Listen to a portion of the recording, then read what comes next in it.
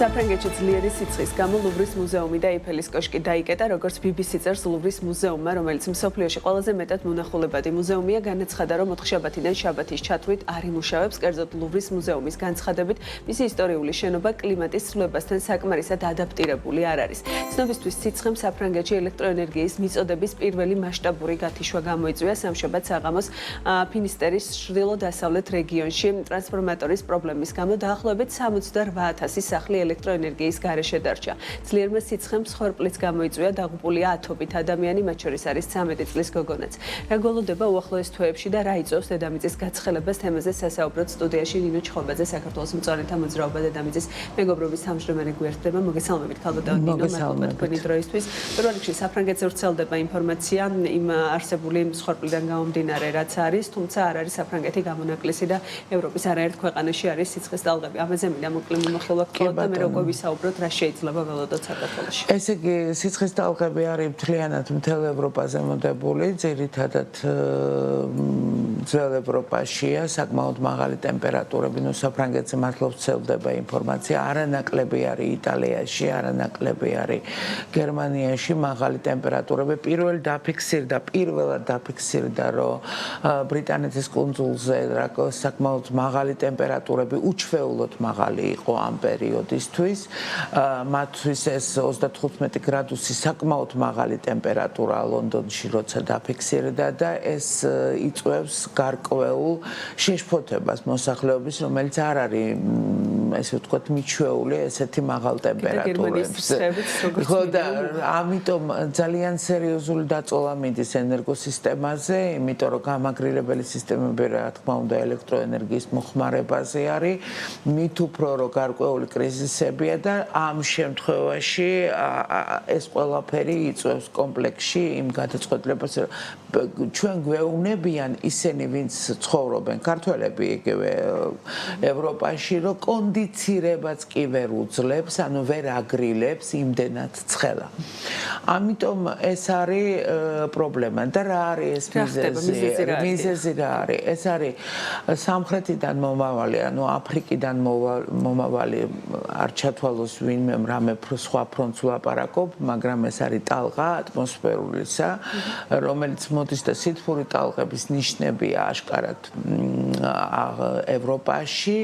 ოღონდ ეს არის აფრიკიდან მომავალი ციკლონის ნაწილი. ამ შემთხვევაში ჩვენ გვაქვს ჩვენ გარეპირას ავართ და ეს არის საუბარი ძალიან ინტენსიურად არის საუბარი ელ-ნინიოს გავლენებზე, ანუ სუპერ ელ-ნინიო არის წარმოშობილი, ეს საკმაოდ თითქოს შორს არის და უფრო გვიან უნდა იყოს ამის შედეგები, მაგრამ ევროპამ უკვე იგრძნო ეს ანუ მაღალი ტემპერატურა, ეს რა თქმა უნდა არის იმის შედეგი, რასაც ყოველთვის ვამბობდით, რომ თვითონ კლიმატი იცვლება პლანეტაზე და შესაბამისად ჩვენ უნდა ვიცოდეთ, რომ ეს ნელ-ნელა უფრო მეტად და უფრო მძლავრი იქნება. სადაც ცხელა უფრო დაცხება, სადაც წვიმს უფრო მოგაწვიმდება, სადაც გვალვებია უფრო ხანგრძლივი გვალვები იქნება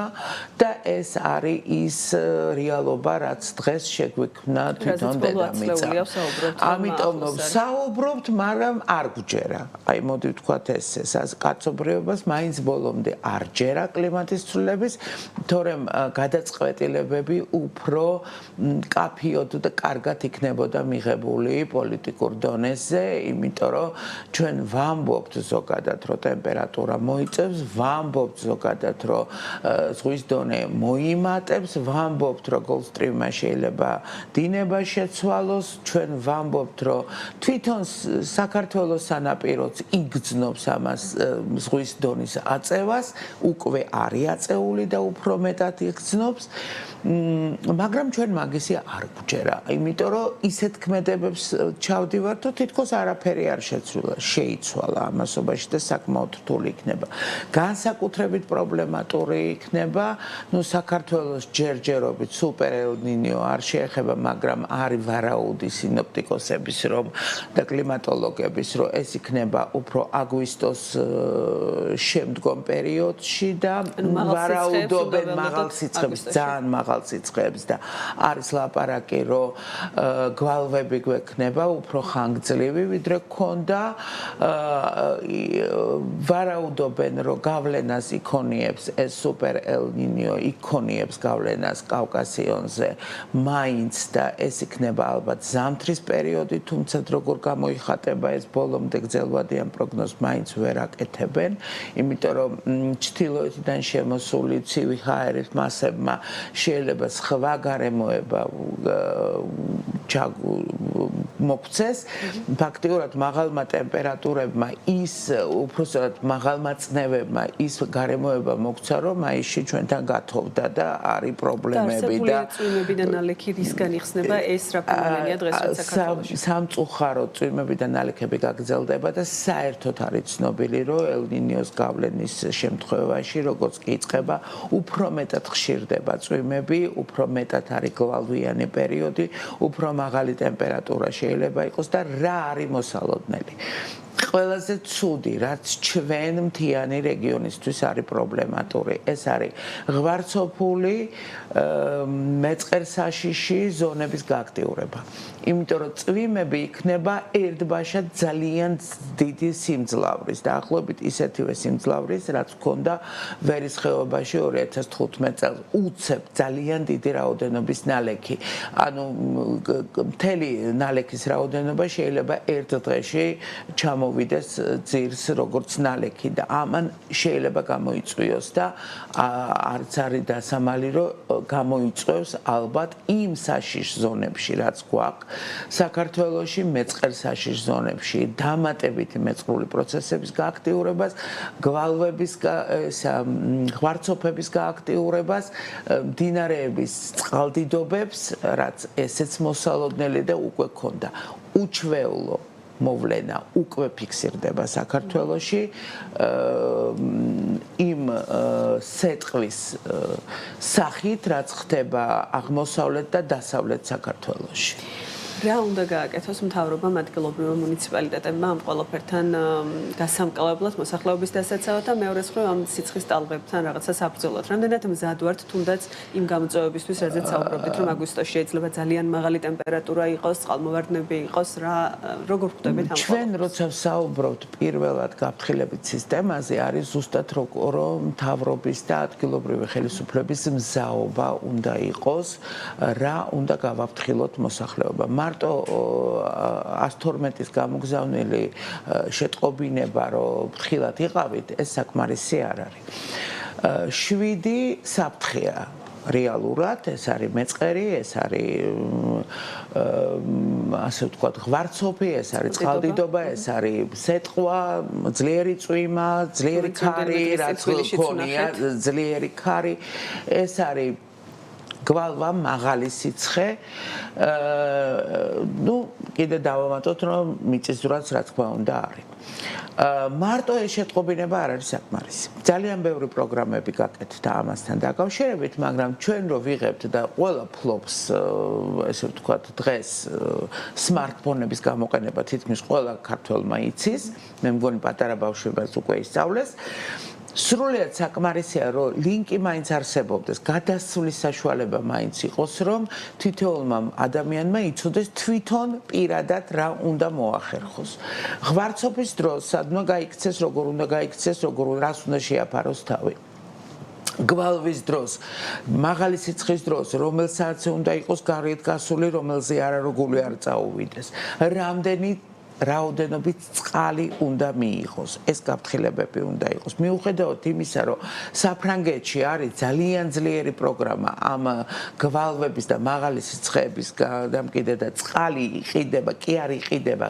რიგდება სპეციალურად ყველა რეგიონში, მაინც აქვს ძალიან მაღალი მცხევერპლი.